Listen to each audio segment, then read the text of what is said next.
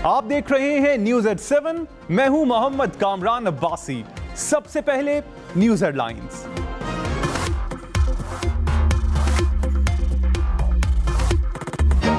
वजीर आजम शहबाज शरीफ और बिलावल भुट्टो का राबता, दोनों रहनुमाओं की टेलीफोन पर बातचीत। मुल्क की सियासी सूरत हाल पर तबादला ख्याल, सैलाब से नुकसानात और खारजा पॉलिसी पर भी गुफ्तगू।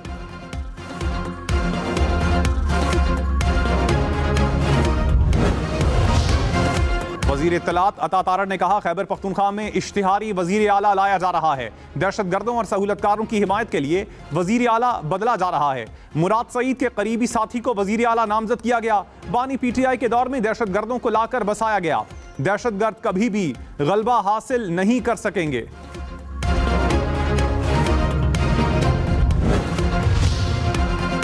वजीर दिफा ख्वाजा आसिफ ने कहा, अफगानिस्तान को बताया कि आपकी सरजमीन से हमारे खिलाफ दहशतगर्दी हो रही है। अफगानिस्तान ने तालिबान की पनाहगाहें मुंतकिल करने के लिए 10 अरब रुपए मांगे। हमने कहा कि क्या गारंटी है कि तालिबान वापस नहीं आएंगे। अफगानिस्तान इस गारंटी का जवाब नहीं दे सका।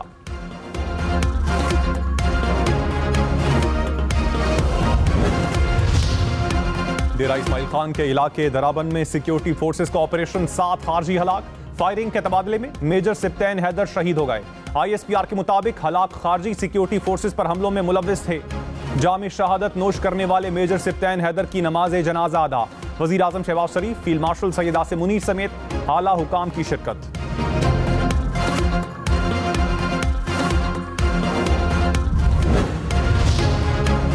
इसराइल की 2 साला बर्बरियत का खात्मा, गजा में तारीखी अमन मुआहिदा नाफिज हो गया।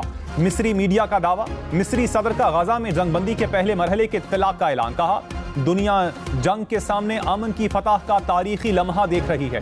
इसराइल ने गजा में फौजी कार्रवाइयां रोक दी। खबर एजेंसी के मुताबिक गजा में इसराइली फौजी कमांडर्स को इनखिला की तैयारियों का हुक्म दे दिया गया।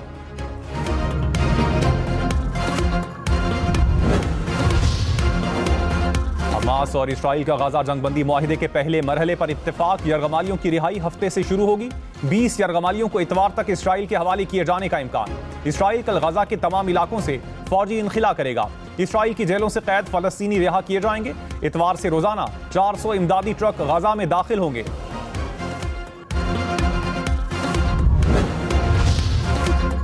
बैरिस्टर गौहर ने चेयरमैन PTI के ओहदे से हटाने की खबरों को बेबुनियाद करार दे दिया। कहा, साजिश की जा रही है कि मुझे हटाया गया तो पार्टी खत्म हो जाएगी। हमारी पार्टी मजबूत है, मेरी चेयरमैनशिप का कोई मसला नहीं।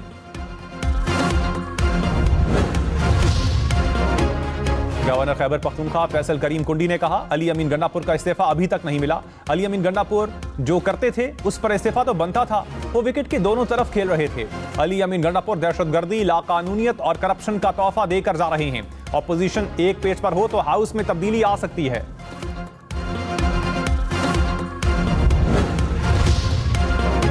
वजीर आला खैबर पख्तूनख्वा का इस्तीफा गवर्नर हाउस को मिल चुका है। तहरीक इंसाफ का दावा। कहा, गवर्नर के MS से कोऑर्डिनेशन के बाद इस्तीफा भेजा गया।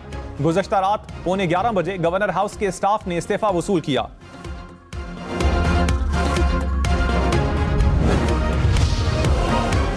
वजीर आला अली अमीन गंडापुर के इस्तीफे के बाद खैबर पख्तूनख्वा की सियासत में हलचल। ऑपोजिशन अरकान असेंबली को पेशावर तलब कर लिया गया। ऑपोजिशन के पार्लिमानी लीडर्स का इजलास आज होगा। गवर्नर फैसल करीम कुंडी से ऑपोजिशन लीडर डॉक्टर इबादुल्लाह की मुलाकात। सियासी सूरत हाल समेत अहम उमूर पर मुशावरत। मुस्लिम लीग नून और पीपल्स पार्टी के दरमियान लफ्जी जंग थम गई। मुस्लिम लीग नून के वफ्द की सदर आसिफ जरदारी से मुलाकात। दोनों जमातों का एक दूसरे के खिलाफ बयानबाजी न करने पर इत्तेफाक। नायब वजीर आजम इसहाक डार और स्पीकर अयाज सादिक ने वजीर आजम का पैगाम पहुंचाया। इसहाक डार सदर जरदारी का पैगाम वजीर आजम को पहुंचाएंगे।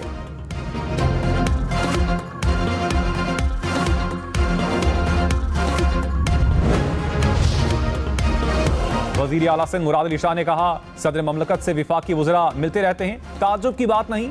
वज़रा सदर से मिले हैं तो किसी वजह से मिले होंगे। पीपल्स पार्टी ने सैलाब मुतासरीन के लिए आलमी बरादरी से मदद लेने की दरख्वास्त की थी। कुछ तनाव पैदा हुआ तो इसकी जरूरत नहीं थी।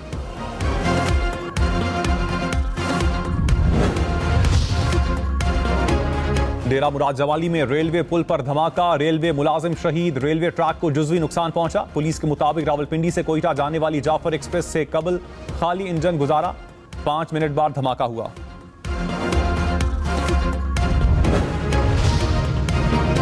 कालादम BLA को बैरून मुल्क से फंडिंग की जाती है। बलूचिस्तान में हथियार डालने वाले सरफराज मंगलजई ने कहा, आजादी का खुद साख्ता झूठा बयानिया बनाया गया। झूठ का सहारा लेकर अवाम को गुमराह किया जाता है। दहशतगर्द अनासिर नौजवानों की जहनसाजी करते हैं। अवाम की हमदर्दी के लिए कहानियों को बढ़ा चढ़ा कर पेश किया जाता है।